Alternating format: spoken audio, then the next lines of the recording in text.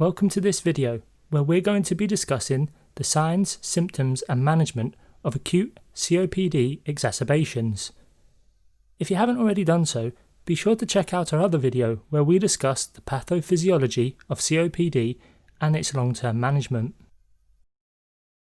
Exacerbations are an acute worsening of a patient's symptoms, and it is most likely going to be the reason that these patients seek medical help, especially in the emergency and pre-hospital setting. Exacerbations are typically caused by bacterial or viral infections, which acutely worsen the underlying disease. Physical examination is especially important in the pre-hospital environment. Thorough assessment of these patients and observation of vital signs is imperative to guide treatment and to rule out other causes of acute respiratory distress, such as a pneumothorax, pulmonary embolism, heart failure, or pneumonia, all of which these patients are more susceptible to suffering. Let's start by looking at the signs and symptoms that may be present in an acute exacerbation. Exacerbations of COPD may present with multiple clinical manifestations. These patients already have altered physiology, so it is important to try and establish what their baseline observations are. Patients experiencing an exacerbation may present with low oxygen saturations, and typically we aim to maintain these saturations between 88 and 92%, but this range is not as important as establishing what is normal for the patient. A patient saturating at 90% may normally saturate at 94%, which is a significant decrease. Patients may also present with an increased respiratory rate, otherwise known as tachypnea. This is due to an increased respiratory drive caused by rising CO2 levels in the blood and decreasing oxygen levels. The chemoreceptors in the brain that sense the change in CO2 levels not only stimulate the respiratory centre,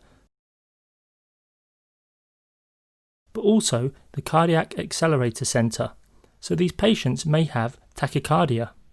Arrhythmias can also be present, such as tachycardias or strain patterns. It's also important to rule out a cardiac cause of their acute exacerbation.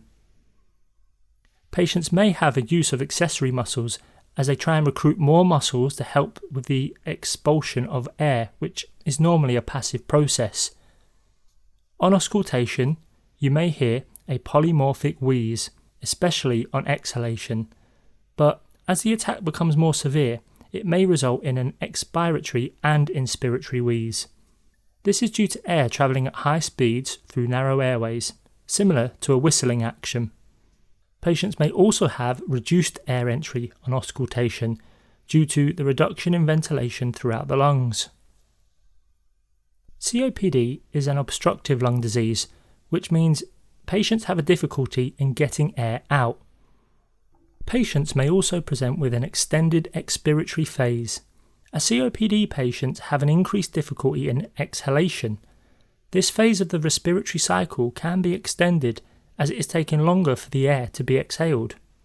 This extended respiratory phase can also be seen on a capnogram, typically described as a shark fin pattern that represents bronchospasm and a difficulty in exhalation. During an acute exacerbation, a patient's peak flow measurement may also be reduced. A peak flow measurement measures the fastest point of a person's expiratory flow, and you may see it referred to as peak expiratory flow rate, or PEFR. This is a tool used to identify the level of airway obstruction that is present. The use of a peak flow reading helps to aid in assessing the severity of the exacerbation, as well as measuring how effective your treatment is. However, in patients experiencing a severe exacerbation, they may not be willing to use the peak flow. In more severe exacerbations, patients may present with a silent chest. This is where no sounds can be heard on auscultation. Cyanosis may also be present, which is a blue discoloration which can be seen centrally, such as the lips and tongue, or peripherally, such as the fingers. This is caused by a lack of oxygen bound to red blood cells. Patients may also present with confusion and agitation as they become hypoxemic. Now let's look at the physical examination that we're going to conduct. The physical examination can help in the diagnosis and treatment of acute exacerbations, but it is important to rule out other life-threatening complications that can cause acute respiratory distress. After conducting a primary survey, the examination starts with an inspection.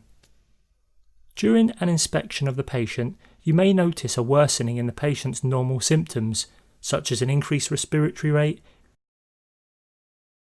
cyanosis,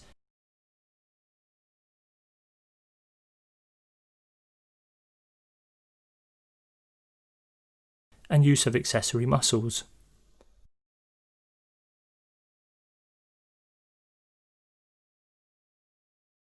This may also include recession of the intercostal muscles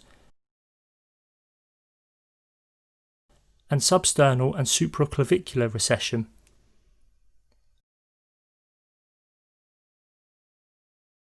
You may also see the use of the sternocleidomastoid muscle and abdominal muscles to assist with lung expansion.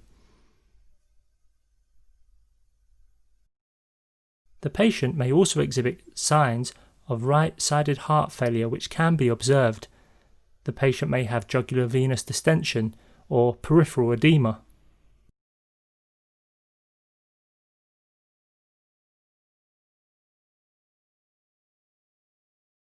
After an inspection, we move on to the palpation aspect of the physical examination.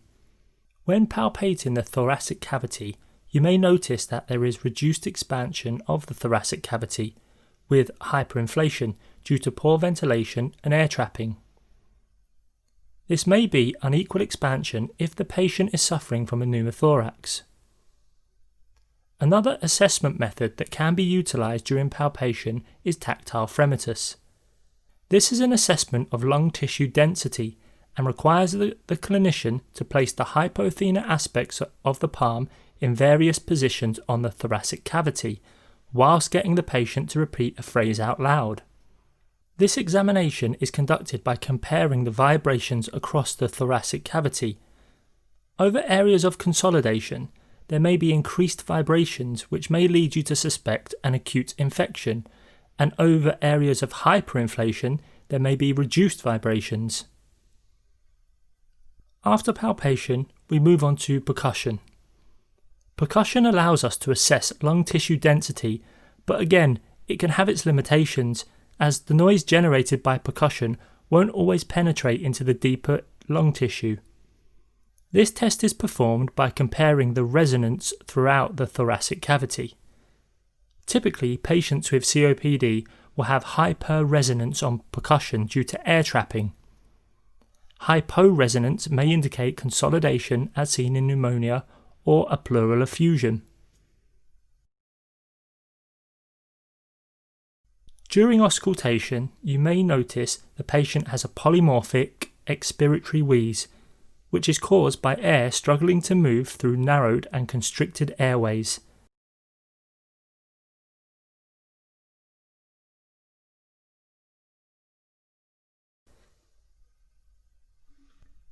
It's important to listen for other adventitious sounds as well, such as coarse crackles which may be heard in the presence of pulmonary edema, indicating heart failure, or crackles that would indicate acute infection or consolidation. After the physical examination, further investigations may be required, but this isn't always necessary if the exacerbation can be managed and relieved in the community. Some further investigations include a chest X-ray, which can help to rule out something like pneumonia, pulmonary edema, or a pneumothorax.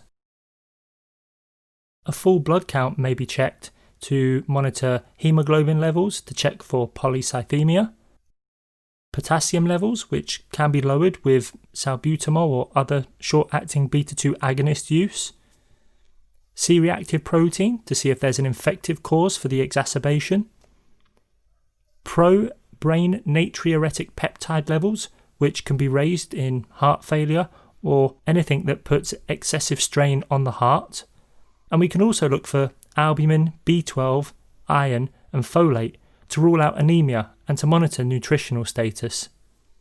An arterial blood gas may reveal low oxygen levels, raised carbon dioxide levels.